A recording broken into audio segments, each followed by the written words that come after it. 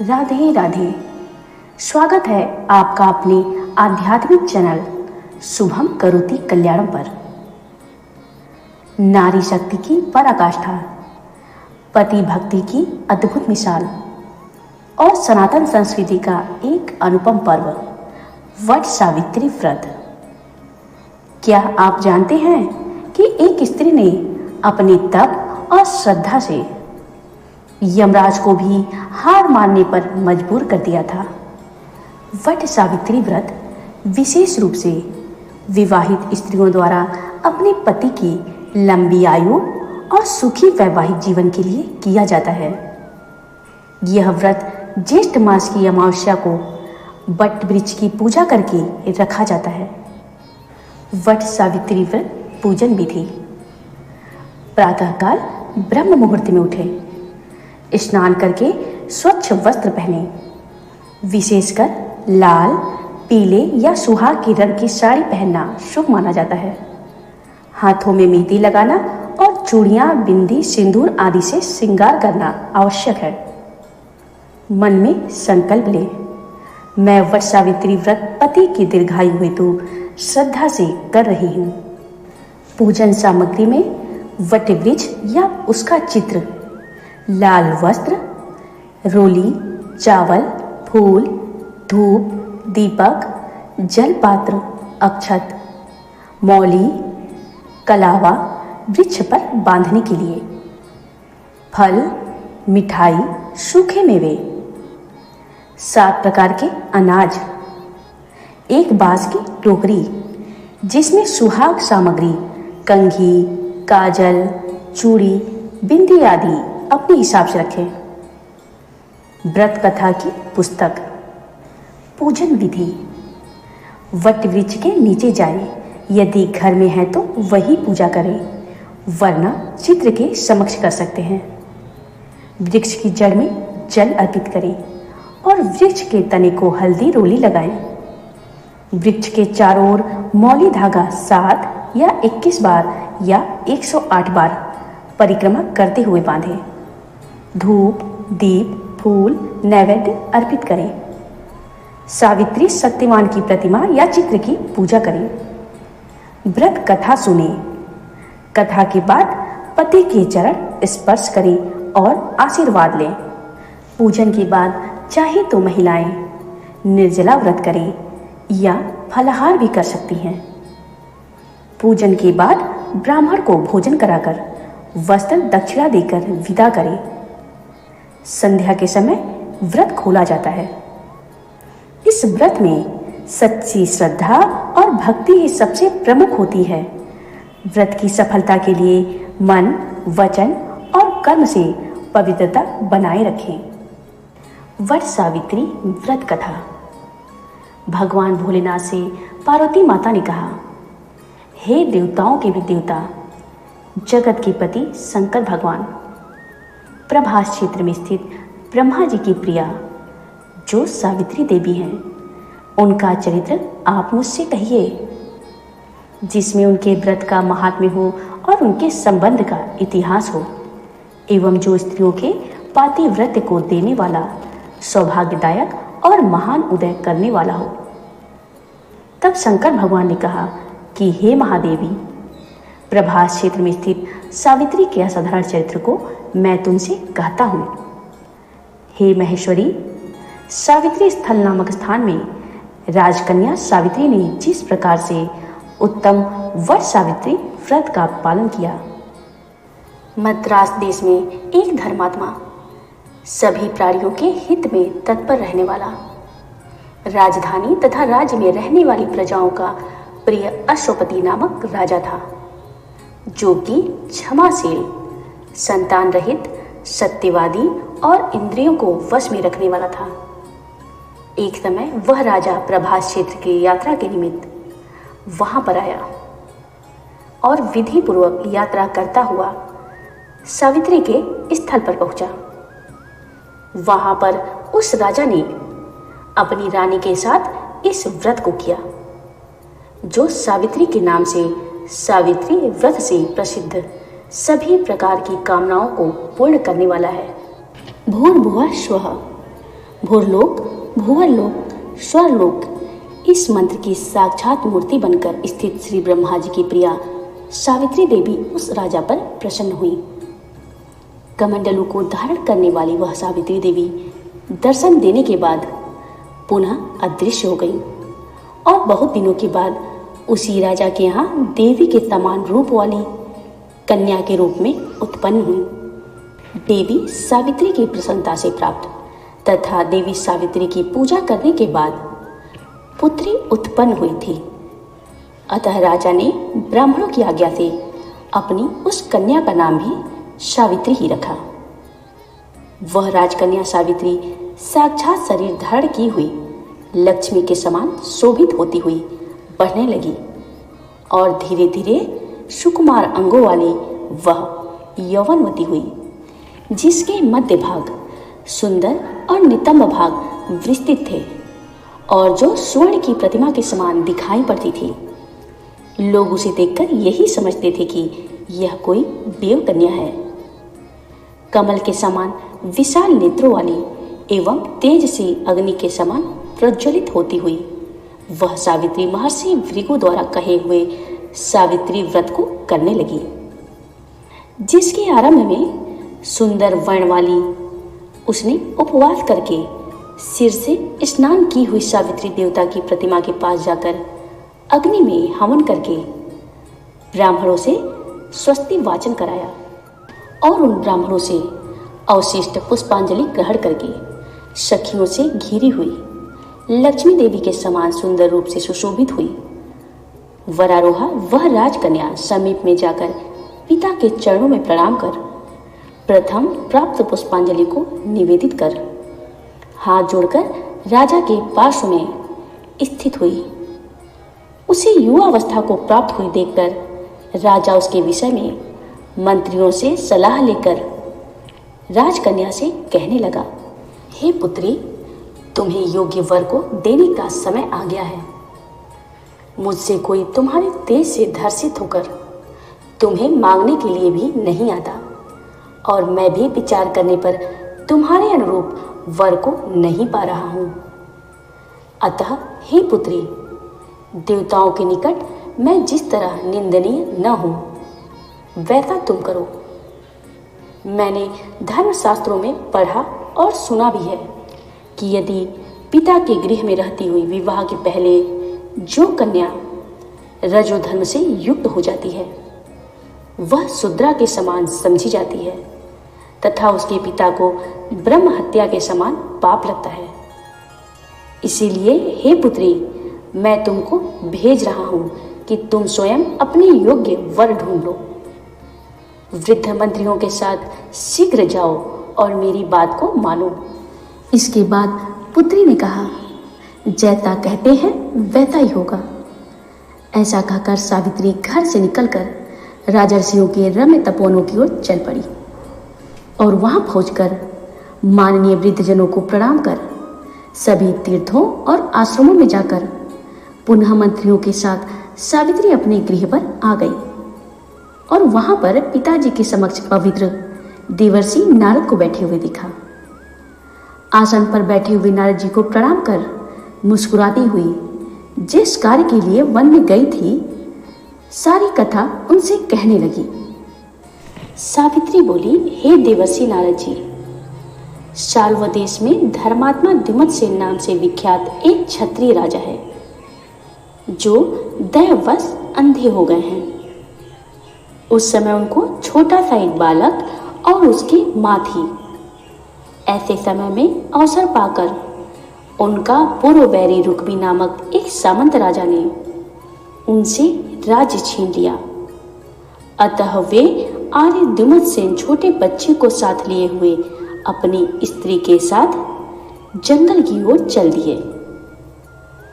उनका वह पुत्र वन में ही बड़ा होकर परम धार्मिक सत्य बोलने वाला है। अतः अपने अनुरूप पति समझकर मैंने उसे मन से वरण कर लिया है। यह सुनकर नारद जी ने कहा, हे राजन, सावित्री ने यह बड़ा कष्टप्रद कार्य कर डाला। बाल बुद्धि होने से इसने केवल गुणवान समझकर सत्यवान को वरण कर लिया। उसका पिता सत्य बोलता है, माता सत्य बोलती है और वह स्वयं भी सत्य बोलता है। इससे उनका नाम मुनियों ने सत्यवान रखा है। उसको नित्य अश्व घोड़े प्रिय हैं और वह मिट्टी के घोड़े बनाया करता है तथा चित्र में भी घोड़ों को लिखता रहता है। इससे उसे चित्राश्व भी कहते हैं। सत्यवान दान और गुण में रंती देव के शिष्य के समान है, ब्राह्मणों की रक्षा करने वाला और सत्यवादी तथा औसी नरसिंह के समान है। आयाति के समान उदार, चंद्रमा के समान देखने में प्रिय लगने वाला, रूप में दूसरे अश्वनी कुमार के समान और द्युमत सेन के समान बलवान है। किंतु उसमें केवल यही एक दोष है, दूसरा कोई नहीं, कि सत्यवान आज से ठीक 1 वर्ष पर छिड़ायु हो जाने से देह त्याग कर देगा। बात सुनकर राजकन्या सावित्री ने राजा से कहा, राजा लोग किसी से एक बार कोई बात कहते हैं, ब्रह्मवेत्ता ब्राह्मण एक ही बार कहते हैं और एक ही बार कन्या दी जाती है। ये तीनों कर्म एक ही बार किए जाते हैं, बारंबार नहीं। दीर्घायु हो अथवा अल्पायु, गुणवान हो अथवा निर्गुण, वर को एक बार वरण कर लिया, अब दूसरे वर को वरण नहीं करूंगी। पहले मन से निश्चय करके बाद में उसे वाणी द्वारा प्रकट किया जाता है, पुनः उसके बाद कर्म द्वारा किया जाता है। इससे प्रत्येक कार्य में मन को प्रमाण माना जाता है, अर्थात मन के विरुद्ध कार्य नहीं किया जाता है। नारद जी ने कहा, हे राजन, यदि आपको भी इष्ट हो तो अपनी पुत्री सावित्री का कन्यादान निर्विघ्नता के साथ शीघ्र कर डालिए। ऐसा कहकर नारद जी आकाश मार्ग से स्वर्गलोक को चले गए। उसके बाद राजा ने भी शुभ मुहूर्त में समीपवर्ती वेदों के पारगामी ब्राह्मणों के द्वारा पुत्री सावित्री का विवाह संबंधी सभी कार्य संपन्न किया और तन्मंगी सावित्री भी मनोभिलषित उस सत्यवान को पति पाकर ऐसी प्रसन्न हुई जैसे कोई पुण्यवान पुरुष स्वर्ग को पाकर प्रसन्न होता है। पुनः शिव जी पार्वती जी से कहते हैं, हे पार्वती, इस प्रकार उस आश्रम में उस समय रहते हुए उन सावित्री और सत्यवान को कुछ समय व्यतीत हुआ। उस समय केवल एक भार्या सावित्री ही ऐसी थी कि जिसके चित्त में रात दिन जो नारद की कही हुई बात थी उसकी याद बनी रहती थी। उसके बाद बहुत दिन बीत जाने पर वह समय मरण काल का आ गया जिसमें सत्यवान को मरना था। अतः सावित्री नारद की कही हुई मरण तिथि को हृदय में गिनती हुई। ज्येष्ठ मास के शुक्ल पक्ष की द्वादशी तिथि को सायंकाल में आज से चौथे दिन मेरे पति मर जाएंगे, यह सोचकर 3 रात्रि तक निराहार व्रत रहने का उद्देश्य रखकर रात दिन आश्रम में स्थिर रूप से रहने लगी। इसके बाद 3 रात्रि बीत जाने पर प्रातःकाल मरण तिथि वाले दिन स्नान कर देवताओं का तर्पण करने के बाद चारुहासिनी सावित्री ने सास ससुर का पाद वंदन किया। इसके बाद जब कुल्हाड़ी लेकर सत्यवान जंगल की ओर चला, तब जाते हुए अपने पति के पीछे पीछे सावित्री भी चली। वन में पहुंचकर सत्यवान जल्दी से फल, पुष्प, समिधा और कुसा तथा सूखी लकड़ियों को इकट्ठा कर ले जाने योग्य भार बनाने लगा। लकड़ियों को काटते काटते उसके सिर में पीड़ा होने लगी, जिससे उस कार्य को छोड़कर वट वृक्ष की एक शाखा का सहारा लेकर सावित्री से कहने लगा कि हे सुंदरी, सिर की वेदना मुझे दुख दे रही है, अतः मैं तुम्हारी गोद में क्षण भर सोना चाहता हूँ। सावित्री ने दुखित होकर कहा, हे महाबाहो, आप विश्राम करें, पीछे हम श्रम को दूर करने वाले आश्रम को चलेंगे।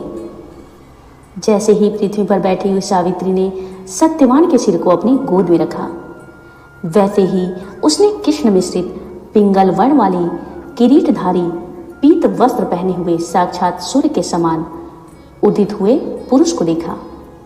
उसे देखकर सावित्री प्रणाम कर मधुर वचनों से उससे कहने लगी, आप देवताओं अथवा दैत्यों में से कौन है जो मुझे धर्मच्युत करने के लिए आए हैं?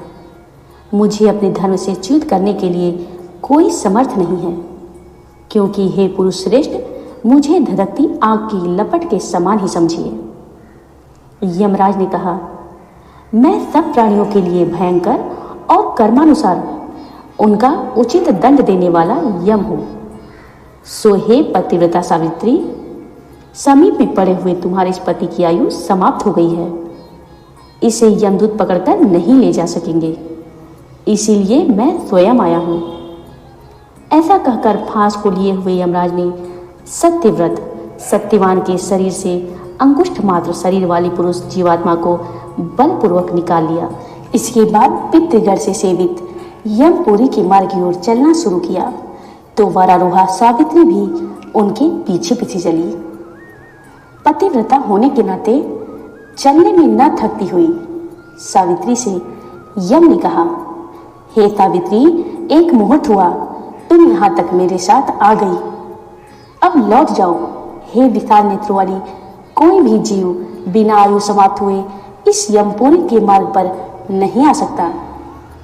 सावित्री ने कहा, आप जैसे विशिष्ट पुरुष के साथ पति का अनुगमन करती हुई मुझे कभी भी श्रम या ग्लानि नहीं हो सकती। सज्जनों की गति सहारा एकमात्र सज्जन ही है, दूसरा नहीं। इसी प्रकार स्त्रियों की गति उनका पति, वर्णाश्रमों की गति वेद और शिष्यों की गति गुरु है। इस पृथ्वी तल में सब प्राणियों के लिए स्थान है, किंतु स्त्रियों के लिए तो एकमात्र पति को छोड़कर दूसरा कोई आश्रय स्थान नहीं है। इस प्रकार से धर्म तथा अर्थ से भरे हुए सुंदर मधुर अन्य वाक्यों से भी सूर्यपुत्र यमराज ने प्रसन्न होकर सावित्री से यह बात कही। यमराज ने कहा, हे भामिनी, मैं तुमसे प्रसन्न हूं, तुम्हारा कल्याण हो, तुम मुझसे वर मांगो। उस सावित्री ने भी विनय से सिर झुकाकर अपने लिए राज्य पाने का वर मांगा और अपने महात्मा ससुर के लिए देखने की शक्ति पाने के साथ साथ पुनः राज्य प्राप्ति एवं अपने पिता के लिए 100 पुत्रों की तथा अपने लिए भी 100 पुत्रों की प्राप्ति के लिए वर मांगा तथा पति के लिए पुनर्जीवन दान एवं निरंतर धर्म की सिद्धि प्राप्त करने का वरदान मांगा। इस प्रकार वर मांगने पर धर्मराज यमराज ने भी उसे अभीष्ट वर प्रदान कर वापस किया। उसके बाद सावित्री पति का जीवन दान प्राप्त कर प्रसन्नचित होती हुई अपने पति के साथ शांति से अपने आश्रम को चली गई। सावित्री ने ज्येष्ठ की पूर्णिमा के दिन इस सावित्री व्रत को किया था, जिसके प्रभाव से राजा ससुर को पुनः नेत्र प्राप्ति हुई। उसके बाद उन्हें निष्कंटक अपने देश तथा राज्य की प्राप्ति हुई और सावित्री के पिता को 100 पुत्र तथा सावित्री को भी 100 पुत्र प्राप्त हुए। महादेव ने माता पार्वती से कहा, इस प्रकार से सावित्री व्रत के संपूर्ण महात्म्य मैंने तुमसे कह दिया। देवी पार्वती ने कहा, हे देव, सावित्री के द्वारा किया हुआ वह महान व्रत किस प्रकार का है और ज्येष्ठ मास में उसका विधान कैसे किया जाता है? हे विभो, उस व्रत के देवता कौन है, कौन कौन मंत्र हैं, क्या फल है? सो हे महेश, इस सनातन धर्म को विस्तार पूर्वक आप मुझसे कहिए। महादेव जी ने कहा, हे देव देवेशी, सावित्री व्रत को आदर पूर्वक सुनो। हे महेश्वरी, उस सती सावित्री ने जिस प्रकार से इस व्रत को किया उसे मैं कह रहा हूँ। महादेव जी ने आगे कहा, हे भामिनी, ज्येष्ठ शुक्ल की त्रयोदशी तिथि के दिन प्रातः काल दंत धावन कर चुकने के बाद 3 रात्रि तक उपवास करने का नियम है। यदि व्रती अशक्त उपवास करने में असमर्थ हो तो जितेंद्रिय होकर त्रयोदशी की रात्रि में उपवास करने और चतुर्दशी के दिन बिना मांगे प्राप्त हुए अन्न को ग्रहण करे तथा पूर्णिमा के दिन उपवास करे। ज्येष्ठ शुक्ल की त्रयोदशी तिथि के दिन प्रातः काल दंत धावन कर चुकने के बाद 3 रात्रि तक उपवास करने का नियम है। यदि व्रती अशक्त उपवास करने में असमर्थ हो तो जितेंद्रिय होकर त्रयोदशी की रात्रि में उपवास करने और चतुर्दशी के दिन बिना मांगे प्राप्त हुए अन्न को ग्रहण करे तथा अमावस्या के दिन उपवास करे।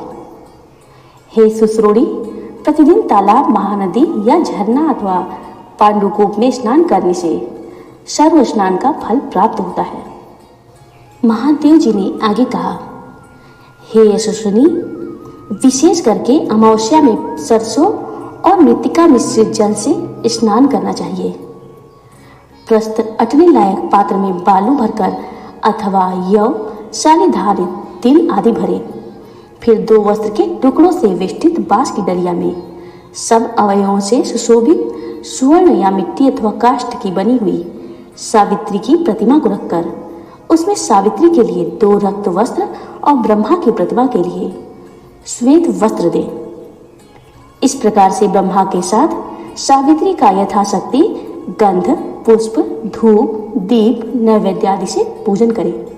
पूर्ण तैयार हुई तरोई, कुहड़ी, ककड़ी, नारियल, खजूर, कैद, अनार, जामुन, जम्बेरी, नींबू, नारंगी, अखरोट, कटहल, जीरा, काली मिर्च के टुकड़े, गुड़, सेंधा नमक एवं अंकुरित सप्तधान्य को बांस की बनी हुई डलिया में रखकर रेशमी वस्त्र से वेष्टित कर कुमकुम केसर के रंग से रंग दे।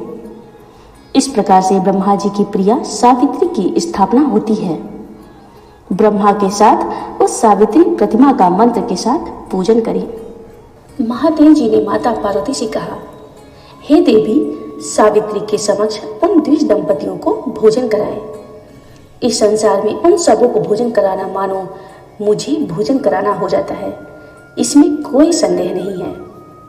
जो दूसरी बार सावित्री के समक्ष द्विज दंपतियों को भोजन कराता है वह मानो केशव भगवान को भोजन कराता है, जिससे प्रसन्न होकर वर देने वाले भगवान विष्णु उसे अभीष्ट वर देते हैं।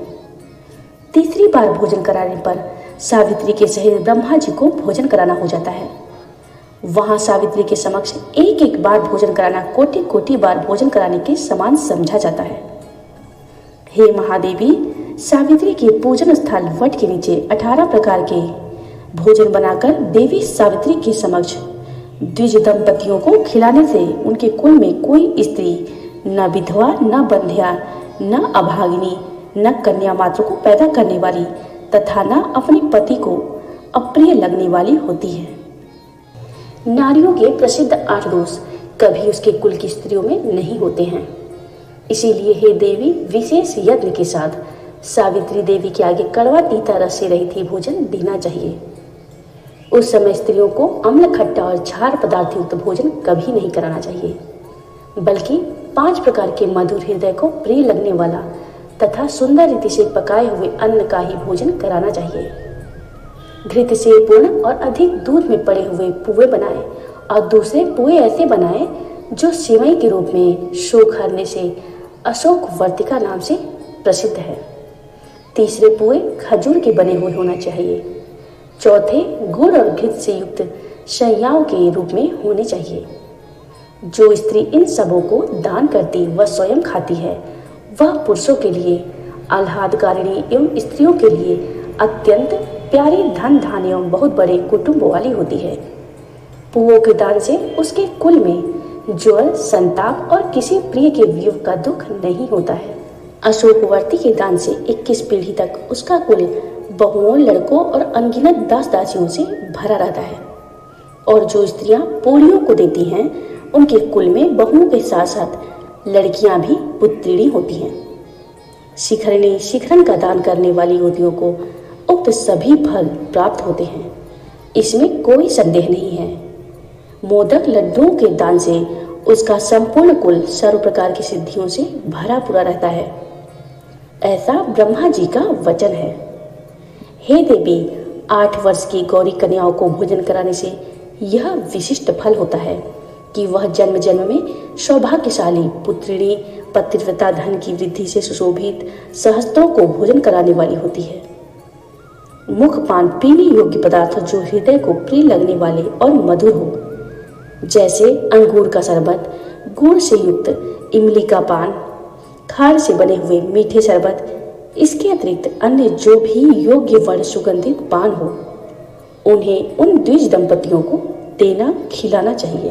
विधि पूर्वक पूजन करके उन द्विज दंपतियों को वस्त्र आदि, धोती, साड़ी पहनाकर, कुमकुम आदि सुगंधित वस्तु का लेप शरीर में लगाकर, फूल माला से अलंकृत कर, गंध धूप से पूजन करके अंत में नारियल देना चाहिए और उन द्विज दंपतियों की आंखों में अंजन और मस्तक में सिंदूर लगाकर मनोहर सुवासित और कोमल सुपारियों को पात्र में रखकर उनके हाथ में देने के बाद प्रणाम कर उनका विसर्जन कर दें। अंत में इस कृत्य से निवृत्त होकर बंधु एवं बालकों के साथ स्वयं भोजन करें।